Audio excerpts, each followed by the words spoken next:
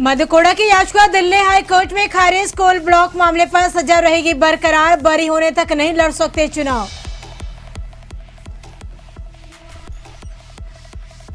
Corona काल में राहत की खबर, संक्रमण मुक्त हुआ पलामू। सभी 7 संक्रमितों की रिपोर्ट नेगेटिव। झारखंड में आंकड़ा 300 के पार। बीजेपी विधायक ने सरकार पर साधा निशाना। क्वारंटाइन सेंटर पर नहीं है समुचित व्यवस्था। बिजली पानी की समस्या से जूझ रहे संदिग्ध मरीज। लॉकडाउन में मस्जिद में नमाज के लिए जुटे सैकड़ों लोग, समझाने गए पुलिस पर हमला। मस्जिद के बाद भारी संख्या में पुलिस बल तैनात। रांची में अग्निशमन सेवा मुख्यालय में लगी आग। बिजली के पैनल बोर्ड में शॉर्ट सर्किट से आग लगने की आशंका। कड़ी मशक्कत के बाद आग पर काबू पाया गया। लॉकडाउन में लौटने लगी है बाजारों की रौनक। रांची के पुस्तक पथ पर स्टेशनरी और किताब की सभी दुकानें खुली। सड़कों पर दिखी चहल पहल। पति के प्रेम में कोरोना का डर का फूल। लॉकडाउन में वट सावित्री की पूजा, सुहागिनों का उमड़ा हुजूम।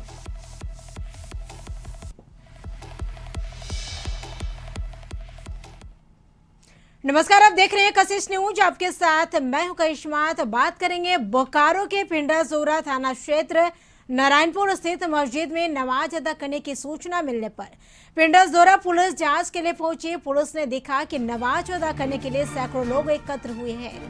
पुलिस ने लोगों को समझाया कि अभी लॉकडाउन है, सो भीड़ लगाना सही नहीं है। इस दौरान असामाजिक तत्वों ने पुलिस वाहन को क्षतिग्रस्त कर दिया। माहौल बिगड़ता देख अतिरिक्त पुलिस बल को मौके पर बुलाना पड़ा।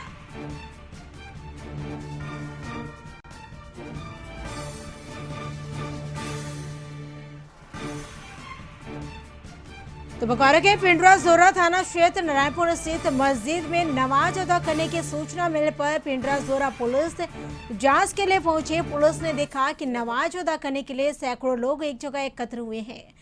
पुलिस ने लोगों को समझाया बुझाया कि अभी लॉकडाउन है, सो भीड़ लगाना सही नहीं होगा। इस दौरान असामाजिक तत्वों ने पुलिस वाहन को क्षतिग्रस्त कर दिया। फिलहाल माहौल को बिगड़ता देख अतिरिक्त पुलिस बल को मौके पर बुलाना पड़ा ताकि माहौल शांत हो सके।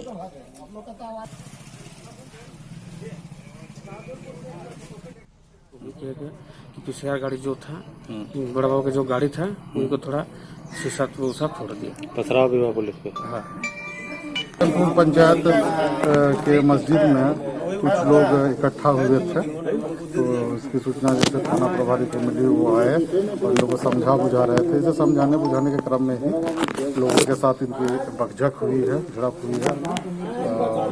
उसी क्रम में थोड़ा सा गाड़ी का थाना प्रभारी का शीशे का तोड़-फोड़ किया है, लेकिन कोई पुलिसकर्मी हताहत नहीं हुआ।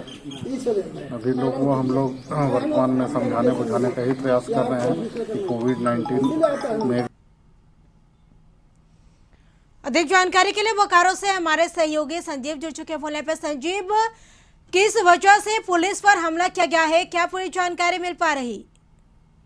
देखिए, निश्चित तौर पे जिस तरह से पिंडाजोरा थाना पुलिस जो है नारायणपुर में जिस तरह से 144 धारा लागू है, कोरोना का प्रकोप को लेकर लगातार पुलिस अपनी ड्यूटी कर रही थी। उस क्रम में पिंडाजोरा थाना पुलिस जो है नारायणपुर पहुंची, जहां पे जो मस्जिद में सैकड़ों की संख्या में लोग नमाज पढ़ने के लिए आए थे और उसी क्रम में उनको मना किया गया। और मना करने के बाद जो है धीरे धीरे लोग जुटना शुरू हो गए और नमाज पढ़ने की प्रक्रिया शुरू करे थे। लेकिन जब पुलिस के द्वारा मना किया गया तो नहीं मानने के बाद जो है पुलिस के साथ उन लोगों के साथ जो है बात विवाद हुई और बात विवाद होने के बाद जो है पिंडाजोरा पुलिस की जो पीसीआर की गाड़ी थी उसको पलट दिया गया और पुलिस पर पथराव भी किया गया। और जो है पुलिस जो है अपने आप को बचाई, लेकिन लोगों के साथ जो है बात विवाद भी हुए। तो कहीं ना कहीं जिस तरह से बोकारो पुलिस लगातार तत्परता से काम कर रही थी, तो उसी क्रम में आज जिस तरह से लोगों को बार बार पुलिस के द्वारा मना किया जा रहा था कि एक जगह पर 5 से 10 आदमी ना रहे, लेकिन उसी क्रम में जिस तरह से नमाज पढ़ने आए थे, तो उसको लेकर के जो है लगातार लोगों में विरोध था और उसी क्रम में पुलिस पर पथराव हुई और पुलिस की पीसीआर को पलट दिया गया। पुलिस मौका बर्दाश्त पर वहाँ जमी हुई है, लोगों से बात कर रही है और बात करके मनाने की भी बात कही जा रही है। और वहाँ पे लोग पुलिस जो है मुस्तैदी से तैनात है और लोगों से बात कर रही है। जी बिल्कुल संजीव, तमाम जानकारी के लिए बेहद शुक्रिया। तो नमाज अदा करने पर लोगों को समझा बुझा रहे पुलिस ने जांच करने गई तो पुलिस पर हमला कर दिया गया। तो नमाज के लिए मस्जिद में सैकड़ों लोग जुटे रहे।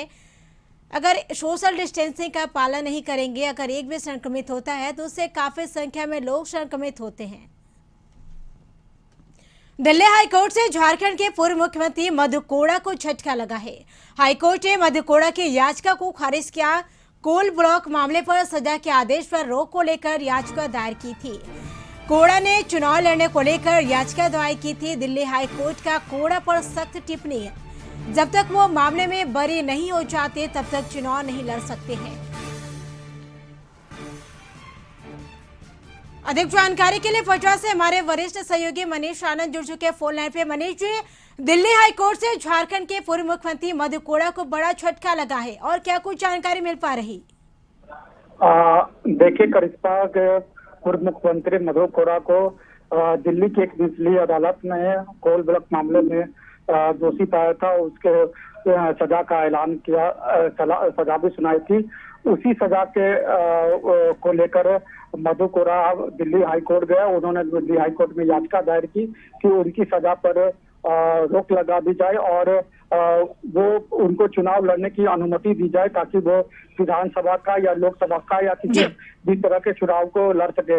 लेकिन दिल्ली हाईकोर्ट ने उनकी इस याचिका को खारिज कर दिया और दिल्ली हाईकोर्ट ने उनको नसीहत दी, उनको कड़ी चेतावनी दी कि जब तक वो इन सब मामलों पे बरी नहीं हो जाते हैं, इन सब मामलों में उन्हें क्लीन चिट नहीं मिल जाता है, तब तक वो किसी भी तरह का कोई भी चुनाव मधु कोड़ा नहीं लड़ सकते हैं।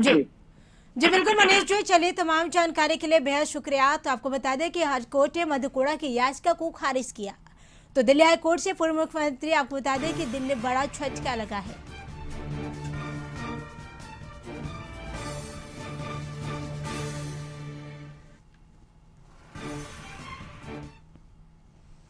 राज्य में मेदांता अस्पताल में एक मरीज को कोरोना पॉजिटिव मरीज मिलने के बाद शुक्रवार को मेदांता अस्पताल में 14 लोगों का सैंपल लिया गया। पिछले दिनों दिल्ली से रांची लौटा गिरिडीह का निवासी 3 दिनों पहले उर्मांझी स्थित मेदांता अस्पताल में इलाज कराने पहुंचा था। ओपीडी में इलाज के दौरान उसकी ट्रेवल हिस्ट्री भी की जानकारी मिलने पर उसका सैंपल जांच के लिए दिल्ली भेजा गया था। गुरुवार को उसकी रिपोर्ट पॉजिटिव आई, जिसके बाद उसे रिम्स के कोविड वार्ड में भर्ती कराया गया।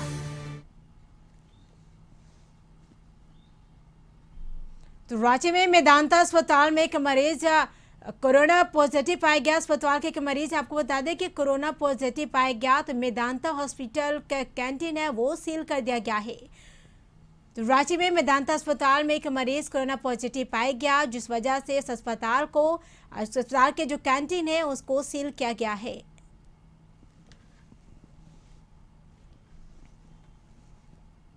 कोरोना काल में पलामू से राहत की खबर, कोरोना मुक्त हुआ पलामू जिला। आपको बता दें कि सभी 7 संक्रमितों की कोरोना रिपोर्ट नेगेटिव आई है। तो कोरोना काल में राहत की खबर है। पलामू के लिए एक अच्छी खबर है, कोरोना मुक्त हो चुका है पलामू जिला। सभी 7 संक्रमित की कोरोना रिपोर्ट जांच के दौरान नेगेटिव आई है। अच्छा लग रहा है कि हम लोग इससे पहले छुट्टी मिली है। उम्मीद तो कम थी पर बहुत खुशी हो रही है कि इससे पहले हम लोग को छुट्टी मिल गई। किसका धन्यवाद करना चाहेंगे? डॉक्टर नर्सों को धन्यवाद बोलना चाहता हूँ। और हम लोग के लिए सब जितना भी सिस्टर लोग डॉक्टर लोग है, हमारा सबसे निबंधन है कि सबसे मैं खुश होकर जा रहा हूँ। कोई दिक्कत कोई परेशानी नहीं है सर। झारखंड के 24 में से 21 जिला कोरोना वायरस के संक्रमण की चपेट में आ चुके हैं।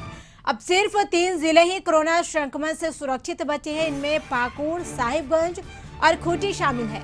और राज्य में अब तक 308 कोरोना पॉजिटिव की पहचान की जा चुकी है। गुरुवार को झारखंड में कुल 18 मरीज मिले, जिसमें 5 बोकारो के हैं। कोरोना के संक्रमण से मुक्त हो चुके बोकारो जिला में एक साथ 5 मरीज मिलने से प्रशासन हलकान है। पीड़ित लोगों में 7 सीआईएसएफ के जवान है, माफ कीजिएगा 4 सीआईएसएफ के जवान है, तो एक व्यक्ति तेलो पंचायत का है। इसी तेलो पंचायत में पहले कोरोना संक्रमित मरीज मिली थी। इसके बाद इसी पंचायत के कोरोना पॉजिटिव मरीज की भी मौत हुई थी। 20 अप्रैल के बाद से यहां कोरोना का कोई मरीज नहीं मिला था। उधर लॉकडाउन में थोड़ी सी छूट मिलते ही राजधानी रांची के सड़कों पर वाहनों की भीड़ दिखने लगी।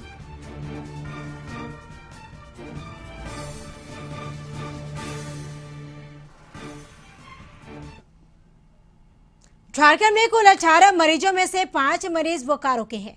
कोरोना के संक्रमण से मुक्त हो चुके बोकारो जिला में एक साथ 5 मरीज मिलने से प्रशासन हलकान है। पीड़ित लोगों में 4 सीआईएसएफ के जवान हैं तो एक व्यक्ति तेलो पंचायत का है जो अपने दोस्तों के साथ मुंबई से आया था। सभी दोस्तों की रिपोर्ट नेगेटिव है, इनके जांच की जाएगी। अभी उनकी पहचान की जा रही है। 20 अप्रैल के बाद से यहां कोरोना का कोई मरीज नहीं मिला था। सभी कोरोना पॉजिटिव मरीज को कोविड-19 बीजीएच में इलाज के लिए भर्ती करा दिया गया है।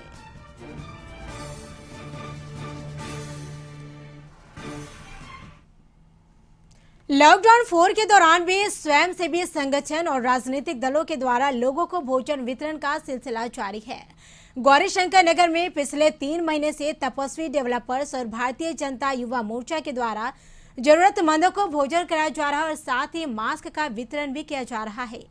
इस दौरान जरूरतमंदों तो भोजन का वितरण करने हटिया विधायक नवीन जायसवाल और आरएसएस के प्रांत प्रचारक रविशंकर भी शामिल हुए। नेताओं ने इस काम को सराहनीय बताते हुए कहा कि संकट के इस काल में लोगों को भोजन कराना मानवता की सेवा करना है। उन्होंने लोगों से अपील की कि वे सोशल डिस्टेंसिंग का भी पालन करें और भोजन वितरण का यह सिलसिला 31 मई के बाद भी जारी रहेगा, तब तक कि लोगों को रोजगार सही तरीके से हासिल नहीं हो जाता।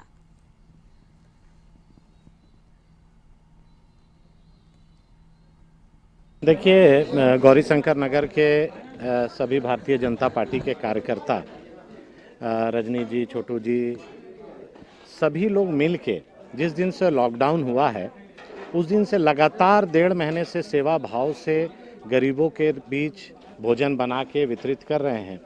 और कई सामाजिक संगठन, कई राजनीतिक संगठन इस तरह से पूरे झारखंड प्रदेश में, चाहे वो बस्ती हो, चाहे गली हो, मोहल्ला हो, हाईवे हो, और इन्हीं जैसे समाज सेवी और नौजवानों के कारण आज झारखंड में भूखमरी की स्थिति उत्पन्न नहीं हुई है और सभी कोई मिल के कोरोना को हराने में हम लोग लगे हुए हैं और ऊपर वाला ईश्वर से यही प्रार्थना है कि इन्हें और शक्ति दे।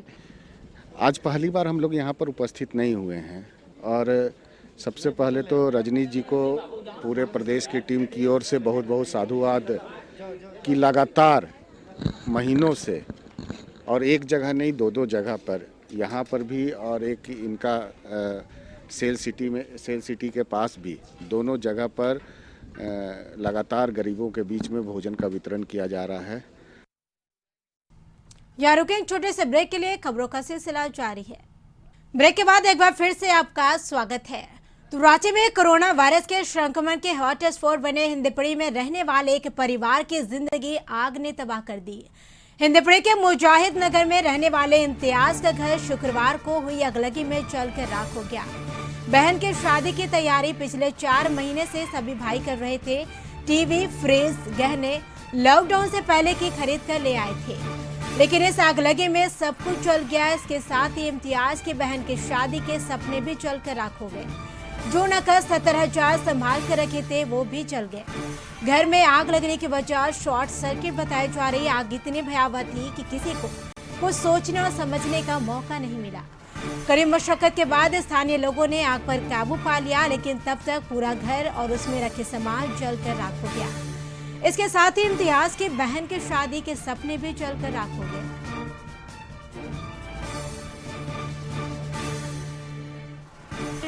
तीनों लड़के यहीं पर है, इन लोग को बोला कि यहीं रहो। पैसा वैसा रखी थी? पैसा रखे थे? हाँ, पैसा उसे रखा लिया था। शादी के लिए 1 लाख रुपए सब जल गया। छोटी बहू के पास दे देते थे रखने वास्ते, अच्छा से रख देती थी, खर्चा नहीं करती थी। रमजान के पाक महीना में मानवता को शर्मसार करने वाली खबर लोहरदगा से आई है। महिला थाना से महज कुछ दूरी पर नाबालिग के साथ दुष्कर्म की घटना को अंजाम दिया गया। हालांकि महिला थाना पुलिस ने इस मामले में प्राथमिकी दर्ज कर आरोपित को जेल भेज दिया है। बताया जाता है कि नानी के घर जा रही नाबालिग बच्ची को चादर और इलायची की दुकान चलाने वाले जसमुद्दीन शाह ने बच्ची को रास्ते से खींचकर दुकान के अंदर ले गया, जहां पर उसने बच्चे के साथ दुष्कर्म की वारदात को अंजाम दिया। पीड़िता के पिता का कहना है कि बच्चे के साथ हुई घटना से वह काफी डरी सहमी थी और रोते हुए बताया गया कि जशमुद्दीन शाह ने उसके साथ गलत हरकत किया है। घटना की जानकारी देने पर जान से मारने की धमकी भी दी जाती है, जिसके बाद पीड़ित परिवार के सदस्य घटना की जानकारी लेने आरोपित के घर पहुंच गए, जहां उनके साथ मारपीट की गई। इस पूरे मामले पर पीड़िता के पिता ने महिला थाना पुलिस को जानकारी देते हुए दुष्कर्म के आरोपित और मारपीट की घटना में शामिल 5 समेत कुल 6 लोगों के खिलाफ नामजद प्राथमिकी दर्ज कराई गई है। दुष्कर्म के आरोपित को गिरफ्तार कर जेल भेज दिया गया, जबकि मारपीट के मामले में पुलिस जांच के साथ अग्रतर कार्रवाई शुरू कर दी है। मामला यही है कि मस्जिद के बगल में एक दुकान है, वहाँ पर लड़की को बुला के और उसको अंदर दुकान में कर दिया गया और दुकान शटर लगा दिया गया। तो वहाँ पर खालिक नाम का आदमी था, वो शटर लगाते देख लिया। वो 4-6 आदमी को पहले वहाँ पर बुलाया, उसके बाद शटर को ढकाया, उसके बाद शटर को उठाया। तो जेंट्स जो था वो आपत्तिजनक स्थिति में था और लड़की बच्ची को जो है वो चौकी के नीचे घुसा दिया था। अब बोल रहा कोई किस्म का मामला नहीं। रांची नगर निगम क्षेत्रों में होने वाले जन समस्याओं को लेकर 23 मई को रांची नगर निगम स्टैंडिंग कमेटी की बैठक होनी है। बैठक के बारे में मेयर आशा लकड़ा ने कहा कि शहर में कई समस्याएं हैं, लोग पानी के लिए त्राहिमाम कर रहे हैं और इसके अलावा साफ सफाई, नाले निर्माण, बारिश का समय है, कुछ ऐसा काम है जो नहीं कर पा रहे हैं। जब तक स्टैंडिंग कमेटी की बैठक नहीं होगी तो कई बड़े ऐसे निर्णय नहीं हो पाएंगे। इसको देखते हुए स्टैंडिंग की बैठक आहूत की गई ताकि समस्याओं का निदान हो सके।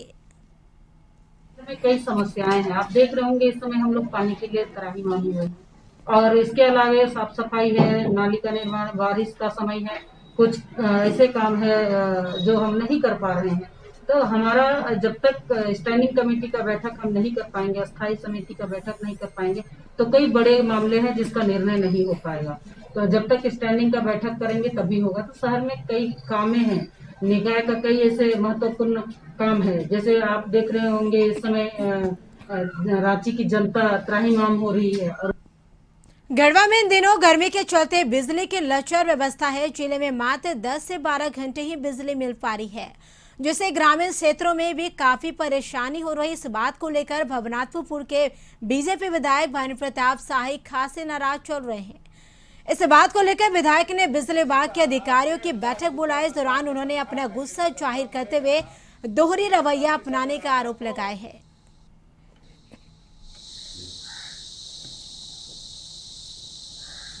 हेलो, प्रणाम करे सब, बिजली मिल रही है मन के जी, काले ना फोन करके आ जाए, एक हफ्ता हो गई है ना। नहीं ऐसी साहब 1.5 लाख रुपया सरकार का तनख्वाह खाइएगा, जनता मरेगा। यही जनता पैसा दे रहा है ना आपको, यही जनता के पैसा से आपको तनख्वाह मिल रहा है। जमीन बेच करके आपका नहीं जमा किया हुआ है कि आपको सर, हम लोगों को 8 घंटा बिजली मिलता था कि नहीं मिलता था? आप ही लोग उस समय जब मिलता था सब, तो हमारे यहाँ लोड कम था। आज के डेट में रोज विलेज इलेक्ट्रिफाइड हो गया, तो लोड तो बढ़ते गया।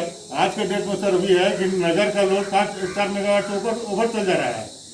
शाम को हमारे अभी है जिसके बारे में बात हुई थी, उसी के लिए वहाँ पर बुलाए भी थे। तो बात हुई, जो हमारे की परेशानी है कि हमको 12 की 2 घंटा कनेक्ट करके 2 घंटे पर अप्रोक्सीमेट 12 घंटे के आसपास ग्रिड से बिजली मिलती है और चूँकि 11 मेगावाट की बिजली मिलती है, तो उसको डिस्ट्रीब्यूट करने में हमको हर क्षेत्र में बहुत कम बिजली दे पाते हैं, क्योंकि 13 वो फीडर है, 5 से पावर सब स्टेशन है। तो ऐसी स्थिति में उनसे बात हुई, तो उन्होंने भी उस अधिकारी से बात किया है कि यहाँ पर अधिक बिजली दी जाए। उनको बताया भी कि हमने पूर्व में भी लिखा है यहाँ पर कि बिजली जो है तो यहाँ 24 घंटे दी जाए, ताकि हम इस इलाके के आदमी को 7 घंटा 8 घंटा। कोरोना महामारी के प्रकोप के कारण तमाम गतिविधियां बंद थी, लेकिन अब धीरे धीरे संचालित होने लगी है। इसी कड़ी में झारखंड में लॉकडाउन 4 के तहत कुछ छूटें दी गई है। इसके तहत किताब और स्टेशनरी की दुकानें खोल दी गई है। हालांकि इन दिनों दुकानों में सामाजिक दूरी का पालन किया जा रहा, सोशल डिस्टेंसिंग मेंटेन करते हुए ग्राहकों को किताबें और स्टेशनरी सामान बेची जा रही है। रांची के किताब दुकानों का हब कहे जाने वाले अपर बाजार के तमाम किताब दुकानें खुल चुकी है।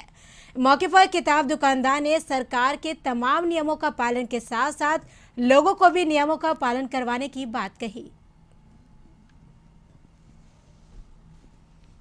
रांची के बूटी मोड़ के समीप पैकर्स एंड मूवर्स कंपनी के चालक की गला रेतकर हत्या कर दी गई है। कंपनी के कार्यालय के समीप स्थित एक कमरे में गला रेता हुआ चालक की लाश बरामद की गई है। चालक का नाम राकेश कुमार बताया गया है। वह बिहार के औरंगाबाद के गोह का रहने वाला था। मृतक चालक 3 दिन पहले ही रांची आया था।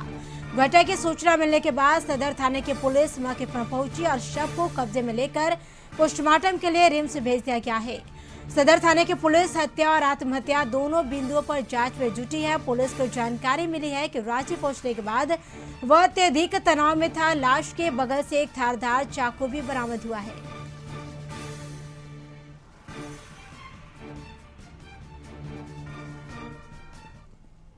बागमारा के गोमो चक्रधरपुर रेलवे लाइन के पास से छत विच्छाद शव पुलिस ने बरामद किया है। अवस्था में एक व्यक्ति का शव पाया गया। रेलवे पुलिस मौके पर पहुंचकर मामले के आसपास के लोगों का कहना है कि कोई श्रमिक ट्रेन से गिर गया होगा, जिस कारण ये घटना घटी है। तो बगल ग्रामीण है, 64 क्वार्टर में रहते हैं। सुबह पता चला कि ऐसा घटना है, एक आदमी मर गया है यहाँ पे रेल में कट के। तो आने के बाद पता चला, तो पता कि यहाँ पे जो गेटमैन है, तो पता चला कि 4 बजे सुबह एक श्रमिक ट्रेन पार हुई है। तो ऐसा लग रहा है कि कहीं उसी से तो ये नहीं गिरा है, कि आसपास का ये आदमी नहीं लग रहा। लगभग 6 घंटा हो गया, वो 4-6 घंटा। अभी तक कोई प्रशासन वगैरह कोई आया है कि नहीं? अभी तक प्रशासन नहीं पहुँचा है। सिर्फ प्रशासन को खबर हो चुकी है।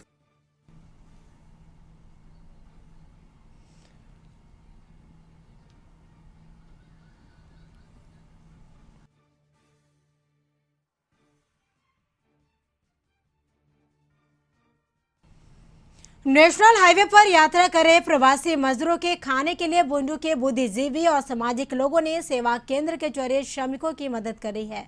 बुंडू जल सेवा संघ की ओर से हजारों मजदूरों को खाना खिलाया जा रहा है।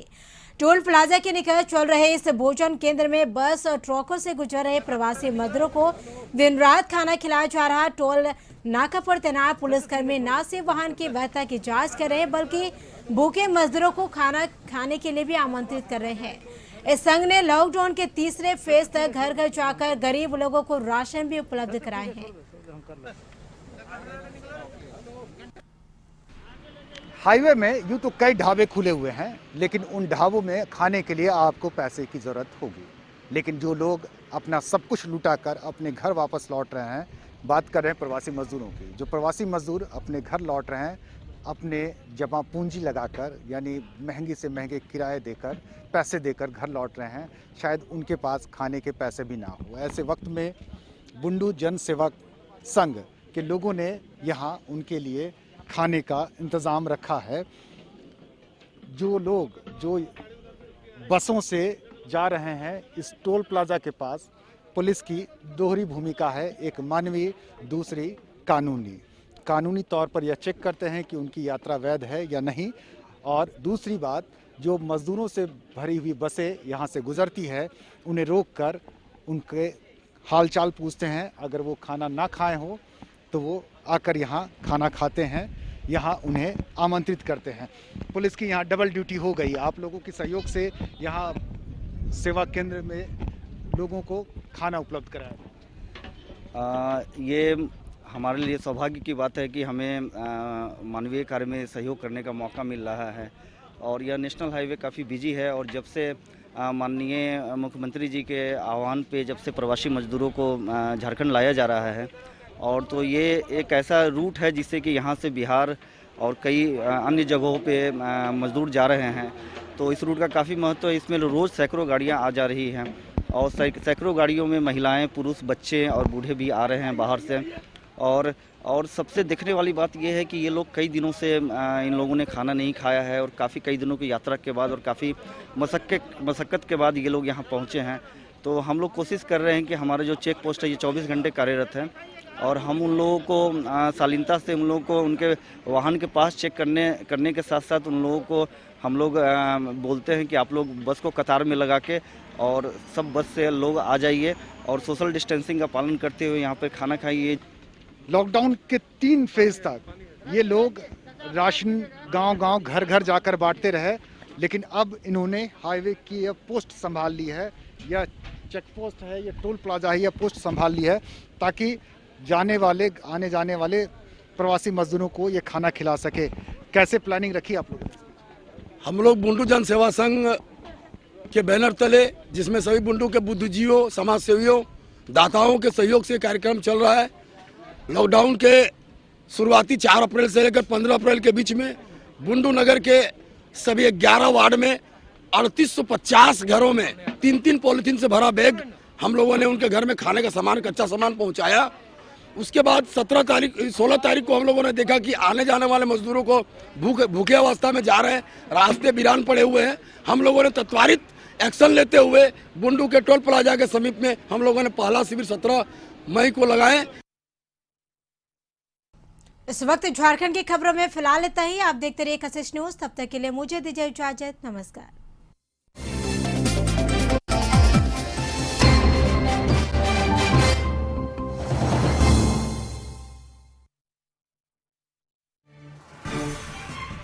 हाजीपुर से खबर। हाजीपुर में कोरोना पॉजिटिव के अंतिम संस्कार का मामला सामने आया। सूचना एवं जनसंपर्क विभाग ने खबर का खंडन किया है। शव जलाने का हुआ था विरोध। जनसंपर्क विभाग अर्धज्वले शव को नहीं छोड़ा गया था। जनसंपर्क विभाग ने इसकी जानकारी दी है।